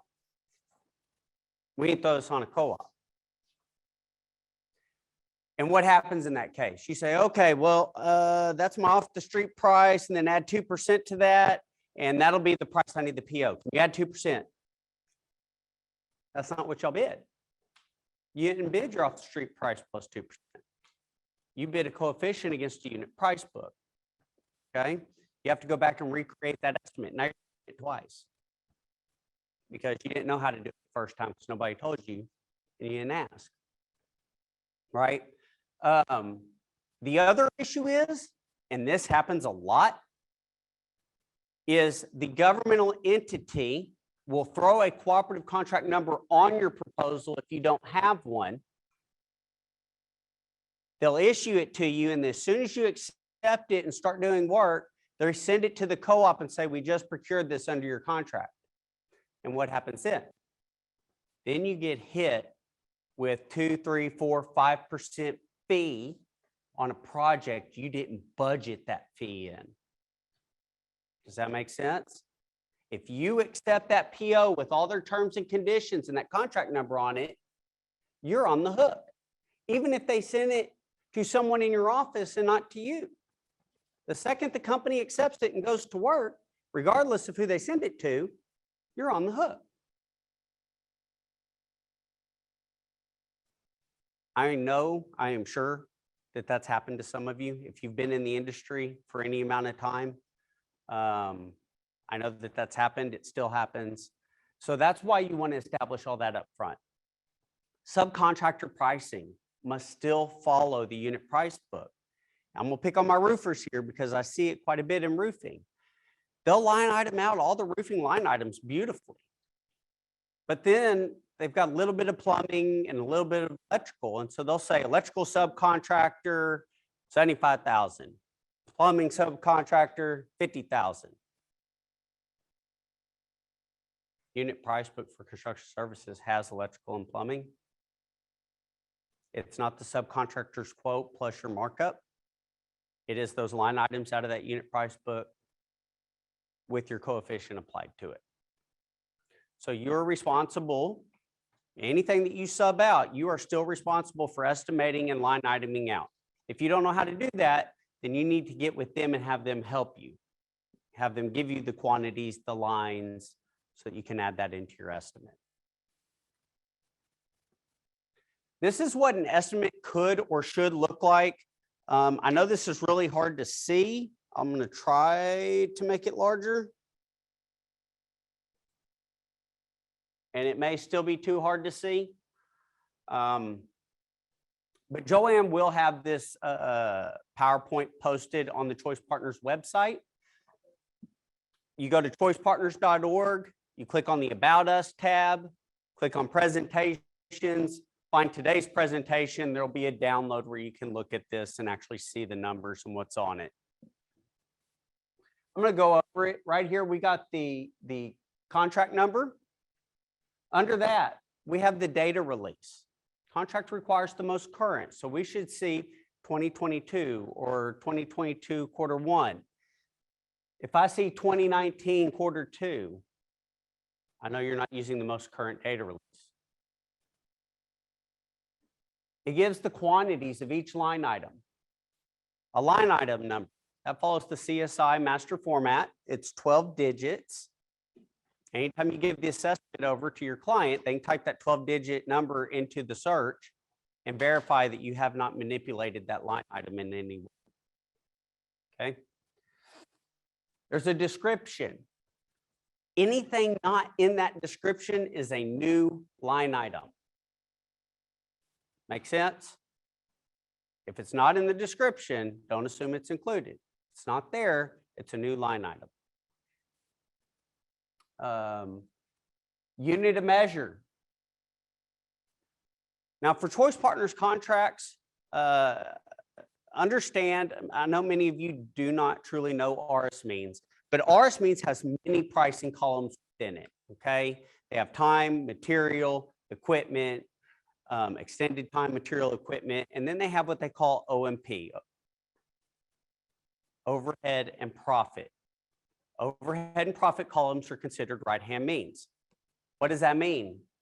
That means the price book tells you how much overhead and profit you're going to make. You don't get to add additional overhead and profit.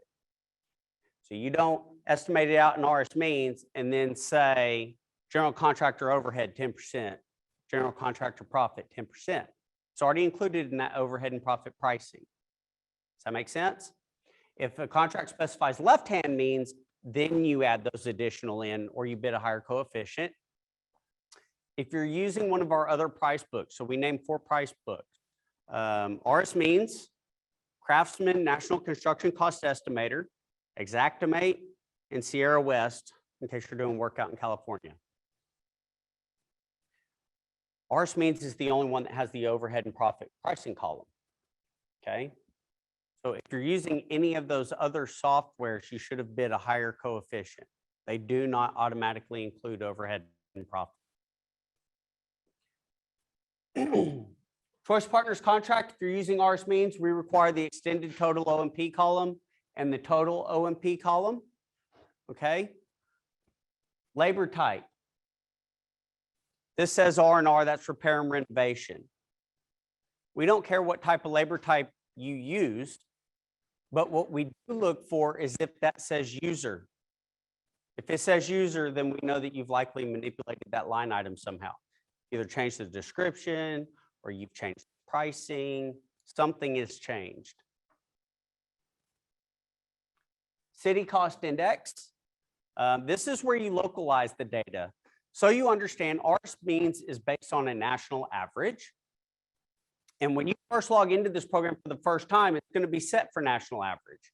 You're then going to select the state that you're doing the work in, and then you're going to select the town based on the first 3 digits of that zip code, okay? To explain this, RS means says Galveston 775, okay? We also know that LaPorte is 775. Baytown is 775. It doesn't matter that it says Galveston.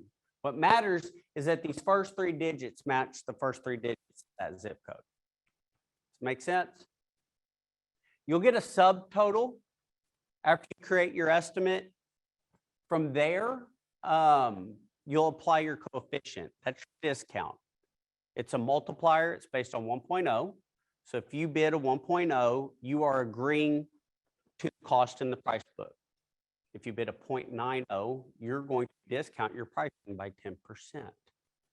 Okay, if you bid a 1.10, you're going to increase your pricing by 10%. That's how the coefficient works. So you're going to take that total, multiply it by the coefficient, that's your new total. From that point, you can add in any pass-through costs, okay? If you have permitting costs, bonding costs, things of that nature, you're passing those costs on directly to your client. You're not marking them up. You add that after the subtotal. What that does for you is Choice Partners does not bill their fee on pass-through costs. True pass-through costs, not you just call it pass-through costs, okay? So their 2% will not apply to that bonding or permitting fee, okay? If you don't break it out and they don't know about it, you give for the total. Make sense?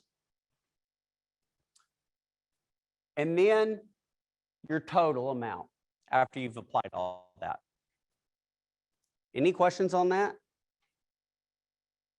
As I said before, we do have an RS means training.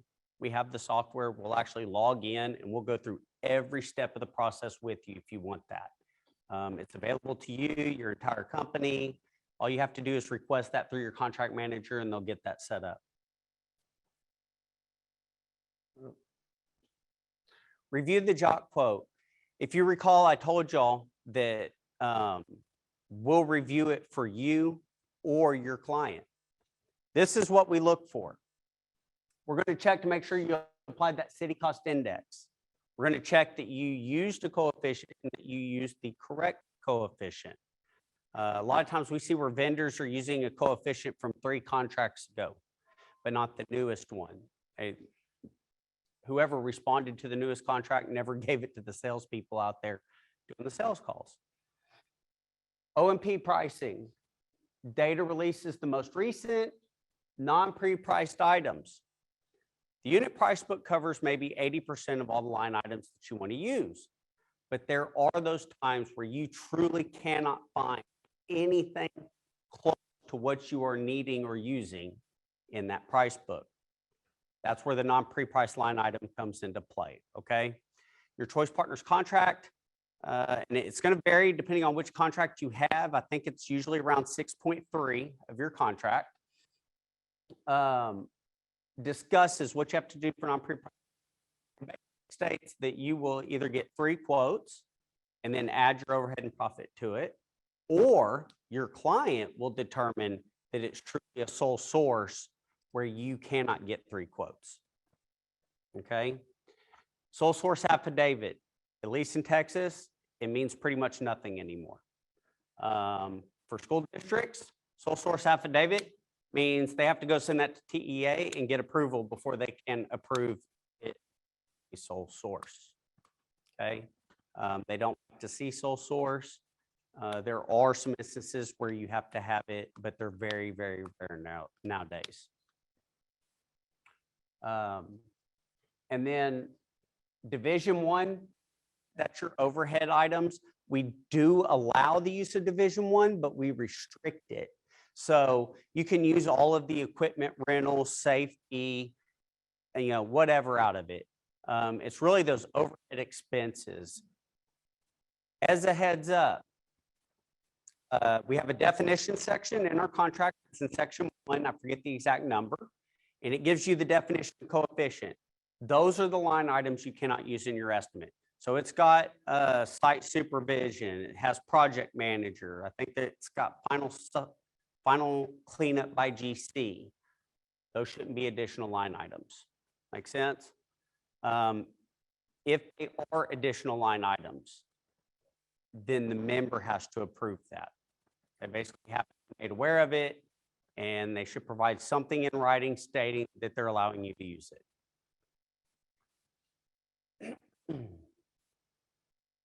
I will say during COVID, a lot of members allowed people to use it.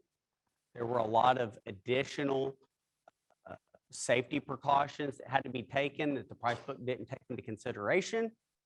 The price book has since added line items for control and other things, but there are times when you may have to use those line items. I'm not going to go over this again because I already touched on it. Bid or proposal versus the quote, okay?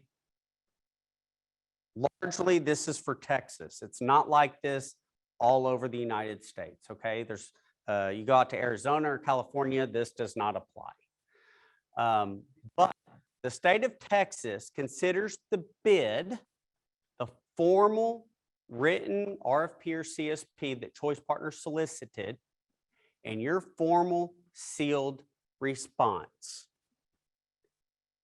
We advertised it for 2 consecutive weeks. We evaluated it. We took it to our board for award. That's a bid.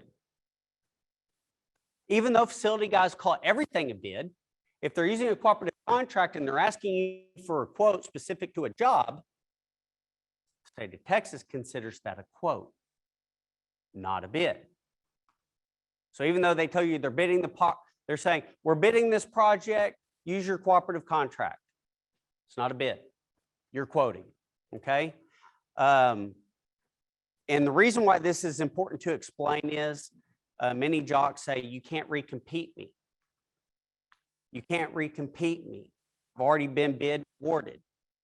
And it's true. Your client should never ask you to recompete your coefficients. Okay? That's what you bid. But they can take your scope of work and your quantities and takeoffs and then ask for everyone else's with what they bid and compare to see who's best value. Does that make sense? So the bidder proposal, that was that IDIQ piece where you bid a coefficient. The quote is now that you have a job and there's a specific scope tied to it, you're using that unit price book with that coefficient.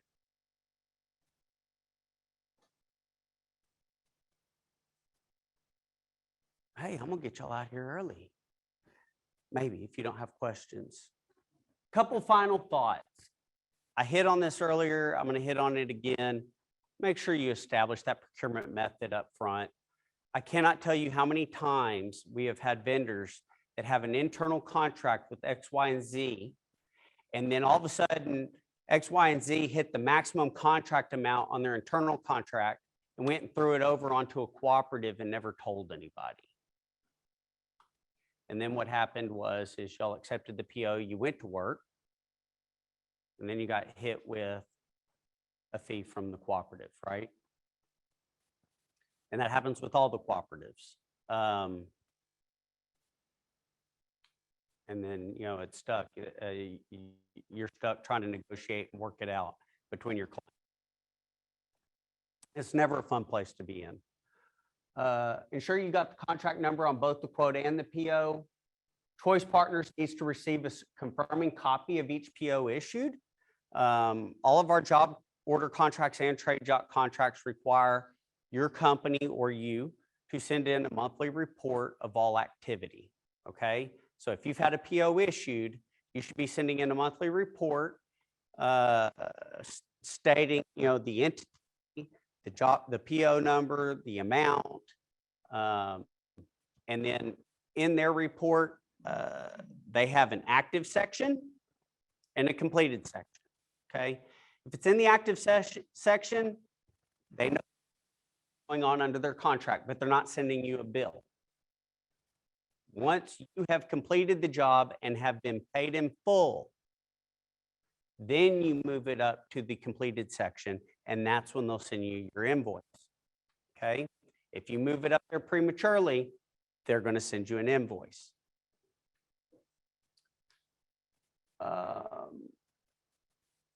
Any questions? I know that was a lot, and I went over it really quick. It was overwhelming. Crickets? Anything online? All right. Well, okay, so we typically we tailor the RS Means training to the company, because if I just do a generic RS Means training, I can show you how the software works, but we're not working in your line item specific to what it is you're doing. If I'm working with general contractors, that's fine. But if I'm working with an HVAC company and we're doing roofing, they tend to zone out. So you'll want to get with your contract manager and schedule an RS Means training. And then we'll do it to you or to your company. We can come to you, you can come to us. You work out all those details with your contract manager. But yeah, typically they can be set up fairly quick within 2 weeks. Any other questions? No? I always like to have my disclaimer slide up. I am not actually an attorney. All right. If you need specific legal advice, make sure you're consulting your own attorney. All right. Well, y'all can have a great day then. Thank you, Steve.